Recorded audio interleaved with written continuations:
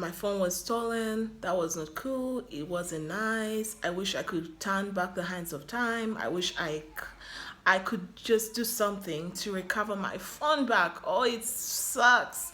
It sucks to lose my phone. I have a lot of important things in that phone.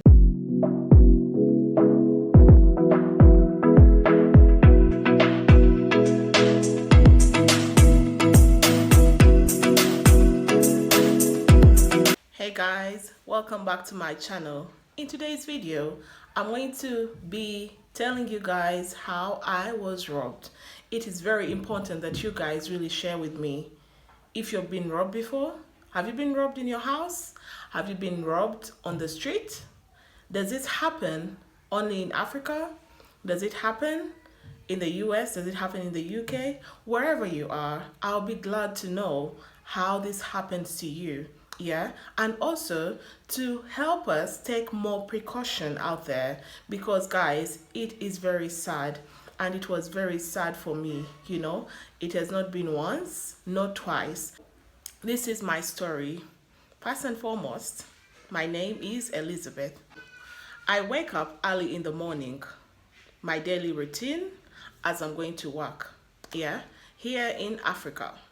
As I'm going to work, usually, because my place of work does not allow me to be on phone consistently, and yet I'm working like long hours. I don't get time to interact with people, with family. The only time I got to interact with my family, with my loved ones, with friends is between the time I'm done preparing and I'm on my way going to work, taking a taxi. So here we take taxis, they're called matatus in Kenya. As I'm on my way, I'm holding my phone in my hand, and then I am on video call with someone really special that I couldn't just go without talking to them. That was a daily routine, because once I get to work, that is it. Until in the evening, late in the evening, when I'm back from work and I'm very tired, I can make like a few. Sometimes I can't even make any calls because of my busy schedule. Now, here comes the thief. But before we get to the thief, I am suspecting the bike guys who sit at the stage every day. I am sure that this person knew my routine, knew my bad habit of holding my phone. Of course, it's not a bad habit, but because it's not safe in Africa, so holding your phone anyhow, it seems like you're being careless. But yet you are in your own space, you're holding your phone, and then people will say, hold your phone well, like you have to be in constant fear. It so happens that I'm getting late for work. I need to get to work very, very soon, ASAP. Like, I am left with literally 40 minutes to get to work. It means I cannot enter a taxi. I have to take a bike. In Africa, that's the fastest way, because there is too much traffic. We don't have trains. We do not have trains, I think, is the easiest way. You can all relate with me, people who use train to work. It's very faster than taking a taxi because of traffic jam. So here in Africa, we actually use bikes. Okay, so I opt for this option because that's usually what I take when I'm getting late. And then I stop this bike guy, and then he stops, and then after him stopping, I tell him, okay, I'm now bargaining the price. I'm telling him where I'm going. Okay, I'm going in such a place. So how much are you taking me for? I'm bargaining, and then my phone is in my hand. I'm literally still speaking to this person, but I decided, okay, since the bike guy has stopped, let me talk to them and bargain, and then I'll continue with my conversation on my phone after I have hopped on the bike and I'm on my way going. And then this bike guy, he hits my hand. He hits it literally like this, and then my phone just flies into his hands. It was so clean. I yelled, guys, I shouted. There were bike guys seated there where I was. None of them stood up to even rush to my rescue.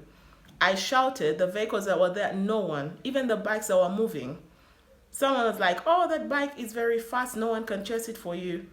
Guys, I was so disappointed. I was like, is this how someone loses something valuable and no one is really willing to help them?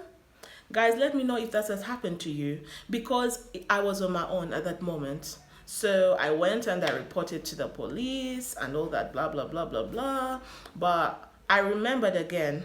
I remember that there is a lady, one time I was coming back from home, and I think this lady used to see me with my phone all the time. The lady stopped me because she had a shop like along the road. And then she asked me that, do you still have your phone? I found that question so strange. I was like, I asked her, why are you asking about my phone? Do I know you? He said, no, I'm not doing it with evil intentions. I just want to, I used to see you with your phone. I don't see you with your phone anymore. I found that quite weird. And then I stopped passing that lady's shop. And then I started passing another route. And I think she finally noticed where I now pass.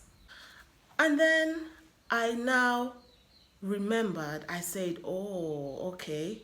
So it could be this lady that is conniving with the thieves.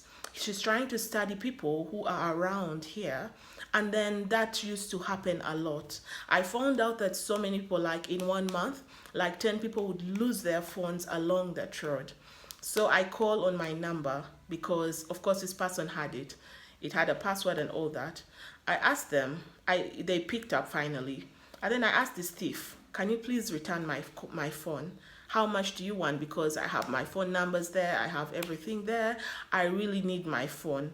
Instead of you selling it at a very cheap price to get something to eat, to get bread, just give it to me. Let me give you money. Say, do you think I'm stupid? I can't do that. And then I said, okay, let me threaten him. And then I told the thief, okay, I think there is this lady that sent you to me. I know about it. I described the woman. And oh my God, we hung up on phone. The next day, guys, that very woman was not there anymore. She was not there. She packed all her belongings and left. Guys, please be careful out there. Don't just talk to anyone. Be careful with your gadgets, with your phones. People are struggling out there. People are looking for ways of survival. So the only way of survival they could see is taking your property. Your phone has so many valuable things, that you could think of. These are the things that I have learned in life, and have learned that I should be patient, that, okay, I know that I need to communicate with my loved ones, but I need to make them understand that the risks and all that.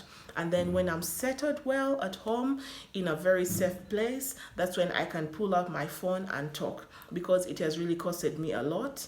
And I'll tell you guys another story of another incident if you like and subscribe to my channel. Thank you very much for watching.